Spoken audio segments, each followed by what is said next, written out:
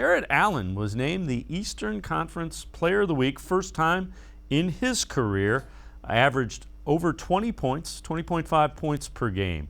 NBA best, 16.3 rebounds per game. Shot 63% from the field in leading the Cavaliers to a 4-0 mark during the week. It is the first Cavalier to win that award since LeBron James back in March of 2018. Let's welcome in Chris Fedor, Cavs beat reporter for the Plain Dealer and cleveland.com. Chris, tell me about watching Jarrett Allen. I mean, when I turn on and watched it in bits and pieces, the thing that doesn't explain is how good he's been on the defensive end of the court as well. Yeah, I was talking to one of the Cavs assistant coaches about that day following today's practice. And yeah, a lot of what he does that people are noticing is the improvement that he's made offensively, in part because that was unexpected. But he's anchored the defense. He's become more vocal. And him and Mobley together have created this duo inside the restricted circle that either keeps teams from testing them inside or makes things difficult on teams around the rim. I mean, you have seen a number of times throughout the course of this season, Dave, that guys will beat Colin Sexton or Darius Garland off the dribble.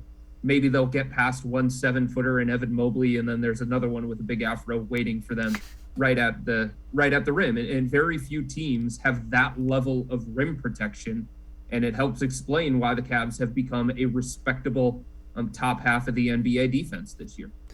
The other thing is, young guy. I mean, people tend to not realize how young Jarrett Allen is. He's been in the league a few years, but he's still somebody that's ascending. I think there's a lot that he can get to, and he seems to be a guy that a little bit of success and the long-term contract motivated him. You know what, Dave? That's a really, really good point, because I felt like the narrative around Jarrett Allen was flawed throughout the course of this offseason when everybody was talking about what is his value, how much of a contract extension should he get, is he worth $100 million, should he get paid something similar to some of these other centers that can actually stretch the floor and knock down outside shots, Miles Turner being one of them from the Indiana Pacers. And the thing that I kept saying to people, he's only 22 years old. That's what he was at the time. Now he's 23. So he is a player who is far from a finished product. And I think we've already seen that early on in this season, Dave.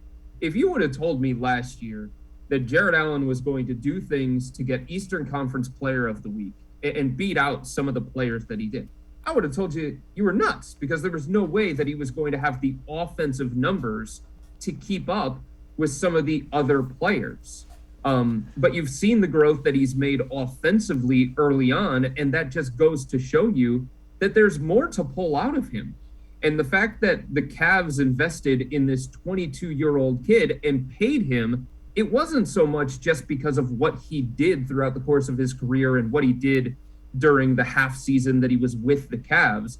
They were banking on a 22-year-old kid with nimble feet, great athleticism, really good hands, really good finishing, evolving. By the end of this contract, Dave, this thing's going to be a steal if he continues to play the way that he has, and if he continues to work on his game the way that he does. He's the first person in the gym. He's one of the last people to leave. Like, these are the kinds of guys that you bank on getting better. And he's already shown that.